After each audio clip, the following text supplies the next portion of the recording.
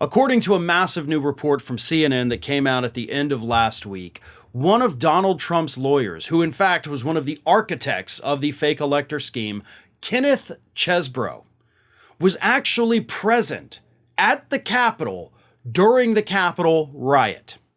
Now, for clarification purposes, before we go any further, it is important to note that Mr. Chesbro has not in fact been charged with participating in the riot.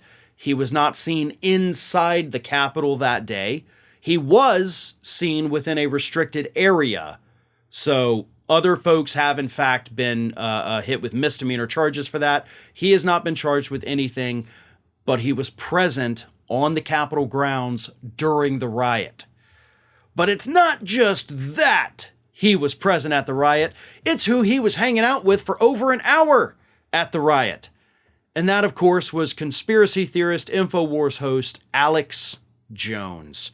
Chesbro was seen in multiple photos and videos that are publicly available that CNN went through, following Alex Jones around for roughly an hour during the Capitol riot, including the time that I mentioned when both he and Jones were seen inside of a restricted area.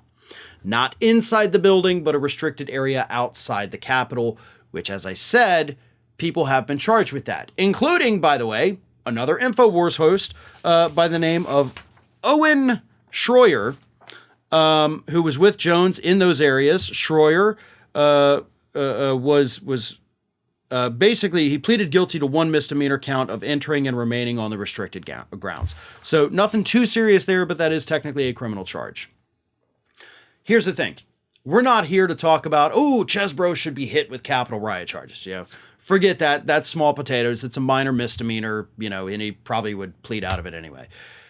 The point is, as one legal scholar pointed out, having the architect of the fake elector scheme present with Alex Jones at that event allows prosecutors to make the argument that Donald Trump was not getting advice from his lawyers. He was getting advice from activists who did seek to overturn the election results. Let me read this. This is from Ryan Goodman, law professor at New York University.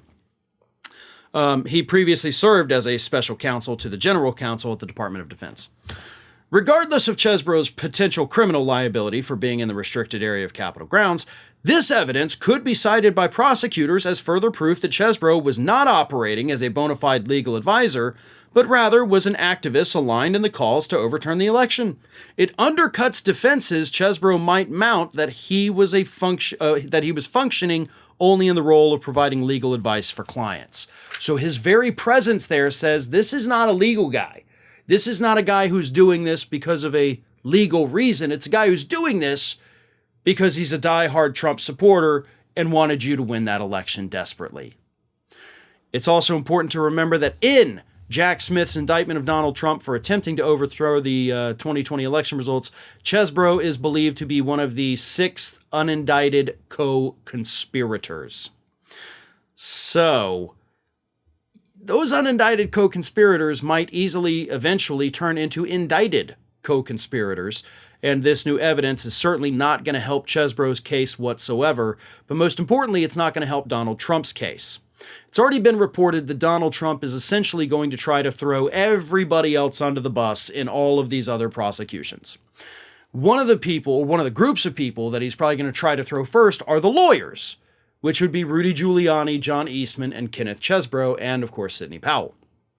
He's going to argue that these people were giving me bad legal advice. I followed their bad legal advice, and now I'm in trouble for that. They're the ones responsible. I didn't know any better. I thought because my lawyer said I could and should do it, I did it. It's really not that bad of a legal defense. Of course, there's lots of pieces of evidence that refute that completely. But now that we've got one of his lawyers at the Capitol riot on January 6th, it's going to be much harder for him to make that argument because clearly, as the law professor pointed out, he's not getting advice from legal grounds. He's not getting it from a legal standpoint. He's getting it from the standpoint of his diehard supporters who just desperately wanted to overturn an election. Hey everyone, this is Aspen. And did you know that for the low, low cost of $0 per day, you can subscribe to the Fair and Balanced YouTube channel? We also encourage you to like, comment, and share, but again, click that subscribe button and help Aspen not be so grumpy.